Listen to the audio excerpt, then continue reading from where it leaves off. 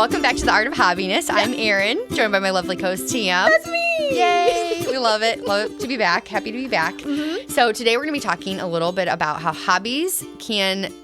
picking hobbies that focus on different senses can help regulate your nervous system. And where this topic came from is you and I were talking about how there's been so many times where it gets to the end of the day and we are touched out. Yes. Everyone stop touching me. If it's not my kids, it's my dog, it's my husband. Yep. Everyone stop touching me. Yes. And I think all moms can relate to the fact that idea of being overstimulated, right? Or a lot of women in general, just because we have so many things on our plate. Oh my God, yeah. And I know by the end of the day, sometimes I am spent because of what you're talking about. Just overstimulated. Just overstimulation Absolutely in general, not just touch, but all senses. I'm like, nobody talk to me. And I just want to doom scroll. If I hear one more loud noise. Seriously. So, we've through this process found that hobbies are just such a great way to reset your nervous system and just help regulate yourself and your emotions and like really bring down the anxiety, the stress, and kind of ground you. And so we just want to talk about that a little bit today and give listeners some ideas and tips and just remind you like how I feel like hobbies are such a great low barrier way to help regulate yourself. And they don't have to be a lot. It can just be, we talk about starting small.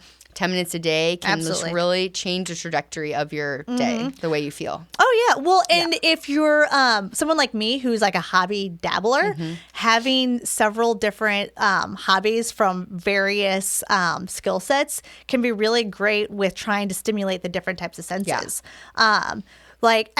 So I was thinking about this when we were studying for this episode. I was trying to think of, and I want to ask you this question. Let me ask you first. When you are overstimulated, overstressed out, really think about it. What is the one sense that you want to activate to help you get out of that? Oh, interesting. I don't know if it's a sense. I think I know what the answer is, and I don't even know what sense you would consider it. I guess for me it is it might be multisensory. Okay. Because for me, the one thing that I want to do is organize my surroundings, whatever that might be. Okay. So maybe it's like visual. Okay, yeah.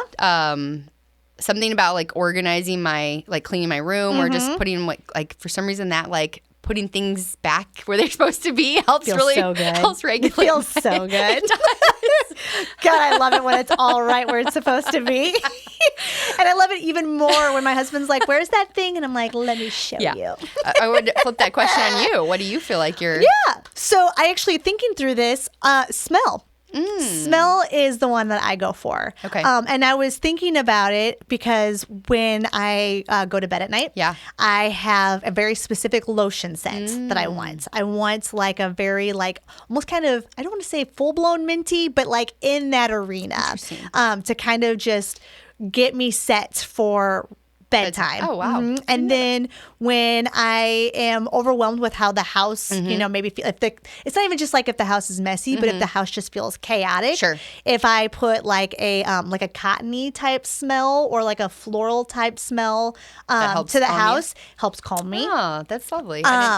Or if I'm feeling like really stressed out and I want to go to like a cozy place. Like I'll put a candle that smells kind of more like fall-like or winter-like out. I love that. That's so great. And I don't even think I realized that was the sense that I would go to pull me out of stressful things. But it's totally sense. Yeah. Or totally smell. Makes sense. It makes sense that it's sense. Didn't mean to do that. Now that you say that, I guess like music sometimes that will really help pull me out of moods. Yeah, turning on some music. So give me an example of a mood. If I'm on the way to work and I'm just like not feeling it. It's Eminem, isn't it? You're listening to Eminem. What? Definitely not. The type of music varies, but usually something uplifting, like energetic, How is energizing. Eminem not I don't know. and He doesn't do it for me. I need to know what you're listening to on the way to work. It's probably like orchestral. No, definitely not. I'm definitely like, I don't know. I might put like indie pop on there or Taylor Swift even I've or something. Been waiting. I was like, just say it. What do you listen to? I'll do Taylor Swift or something like that in that realm too. Love it. I'm learning so much about you. Or I'll you. go back to some throwbacks like punk rock. Sometimes that'll get me going. God, finally. Yeah. It's going to be cleaning out my closet from Eminem. I know it's going to be. I'm going to be in your car one day and it's going to play and I'm like, I knew it. So No. But yeah, I think probably a lot of people can relate to that now that we're talking about it, how like scents can bring you back to a different place or music. That's definitely something that helps me. So I think that's really interesting to like think about that and really reflect on that, because I don't think it's something you necessarily think about as a hobby. No. Necessarily those things. Yeah. But it's those things that just bring you happiness and joy that help regulate you, you know. And when we talk about that, I guess like the science behind that is like that parasympathetic regulation where it like really calms you. Like that's the reason these type of hobbies work. That's why you're needed. Yeah. It helps you get in that rest digest mode of just relaxing versus like high cortisol stress, like you know? What are you talking about? The thing that we've been living off of, all of us for as a generation, I know. For decades. Right. We're addicted now. Oh my gosh! I mean, truly, it is ridiculous.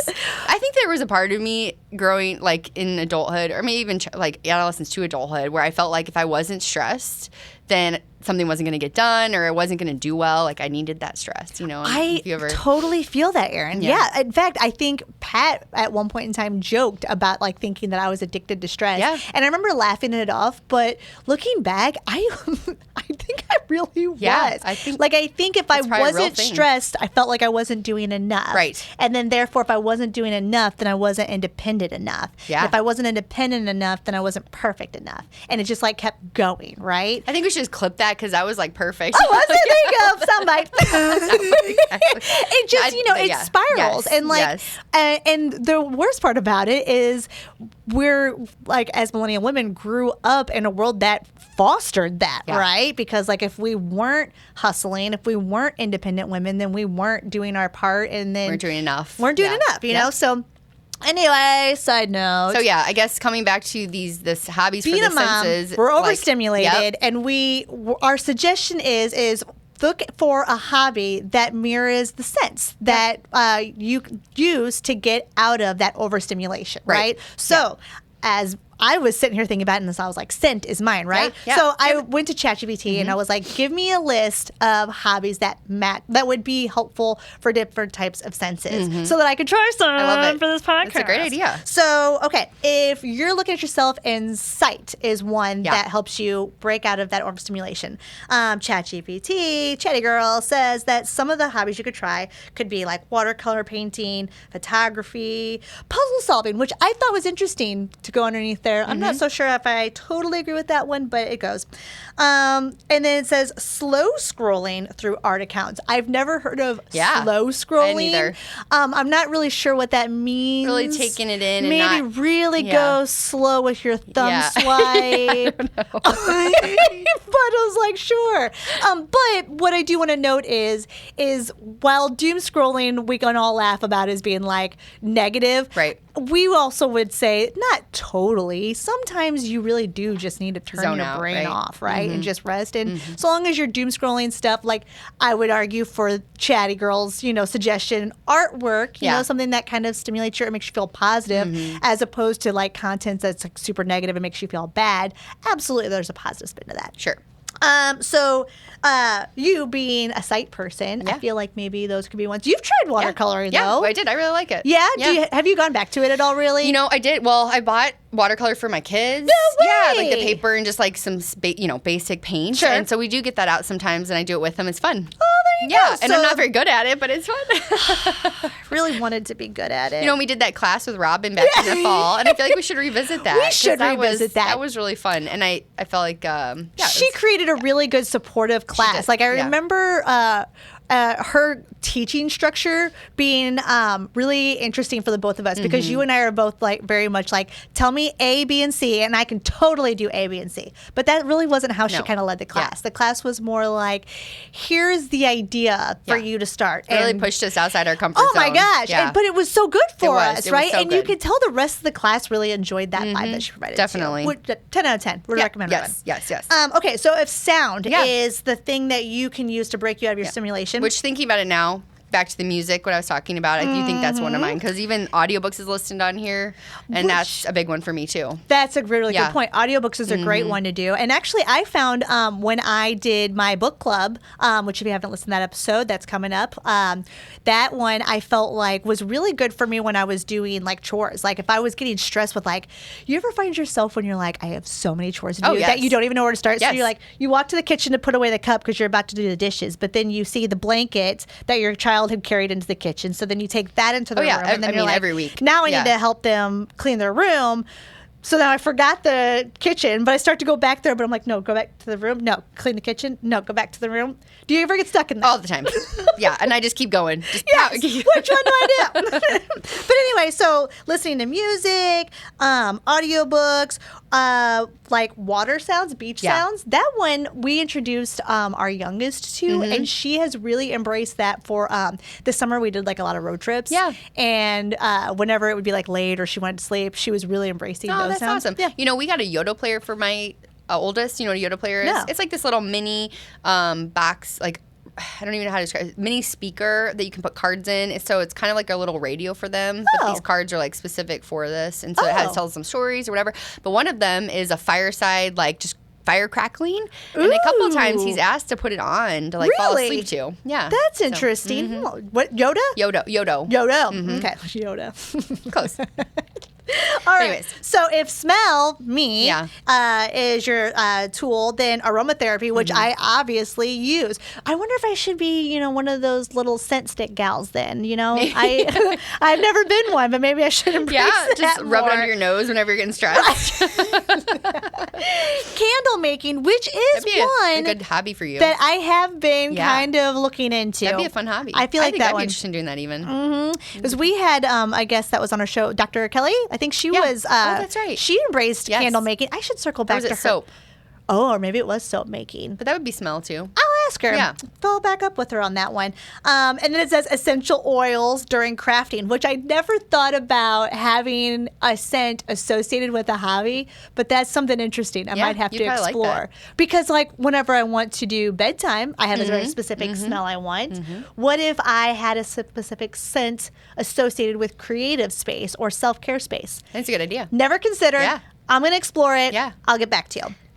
What if we just start pumping scent in when we're podcasting? We should pipe scent in while we're podcasting. Anyway. I'm going to explore that. I'll get there. Okay. Taste. So cooking, baking, tea blending, which I find interesting. I've never even heard of tea blending. I might have to explore that one. Wine tasting, fully support. Yes. Wine tasting.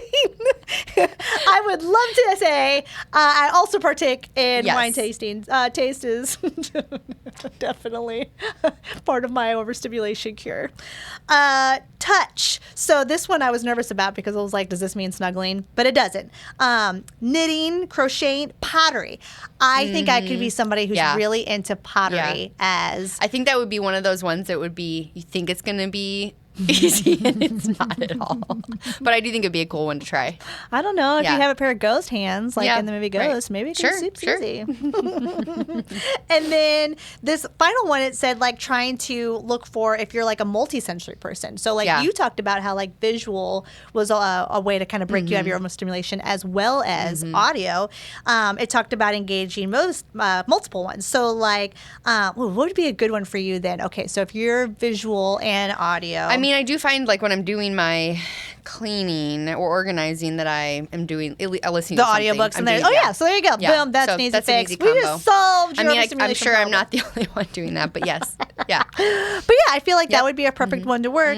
Another one that could engage multiple senses could be like gardening, because you could also stimulate your eyes with the beauty of your floral garden. Working with your hands, nature sounds. Oh yeah, getting that touch in there too. And then you could also listen to your audiobook then. Look at you, 3 senses in one. Oh my gosh, you're so talented. You could do camping. It's a good one. Get out in nature. Oh yeah. I'm not really a camping girl, I know you're not. But that's all right. I love that for you. But it does, I think like when you can combine senses, which a lot of these are not really truly one sense, right? So, but when you combine senses that you're really, anytime you're focused on anything that's not the outside world, that you can focus on your tasks, that you're just what you're doing, that's going to help regulate you, because you're just get rid of that that all those like external forces and all those crazy brain thoughts you're having. Oh my God. You know, just helps break that cycle. Because as soon as you can calm that down, calm your mind down, get yourself grounded, it's going to help you be a better mom, be a better wife, be a better woman. You know, you're able to focus on get things just done better in life. It's a reset. It is a reset. You know, and there's nothing wrong with getting overstimulated. We live in an overstimulated world. Well, there is something wrong with it. Well, yeah, I guess I should say there is wrong. But what I'm trying to say is like, don't feel bad if you got to that point because it's not. It's not because you did anything wrong. Right. Like you're in a world where everything is stimulating us at all times, and it's easily accessible to overstimulate you. You know, and what is the best way to solve that is to find a low barrier hobby that helps ground you and get you back to neutral and reset. Yeah. And sometimes maybe even that hobby is just rest itself. Because I'll tell you, over the summer during our break, I think a lot of people did this, but poolside resting, right? Yeah. And I thought that I was going to be like reading books poolside or, you know, probably scrolling poolside, researching for the podcast, not doom scrolling, Erin. But I found myself just sitting there. That's great. And watching the people around me and watching my kids and my husband play in the pool.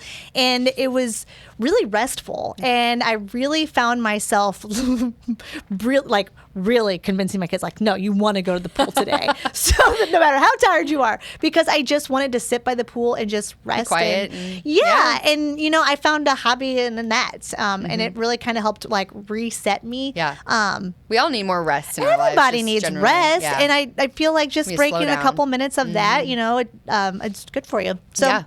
I agree. Moral of the story is overstimulation happens, but you can break yourself out of that. And hobbies are a great way to intro yourself into how to reset that and get rid of that overstimulation. Yeah, for sure. All right. Well, thanks for joining us today on The Art of Hobbiness. Yes. Join us next time for more fun topics. Yes. See you next time. Bye. Bye. Thanks for listening to The Art of Hobbiness. Be sure to leave a review and rating. And for a little extra Erin and Tam fun, be sure to follow us on Instagram and Pinterest for behind-the-scenes footage of our journey to find hobbiness.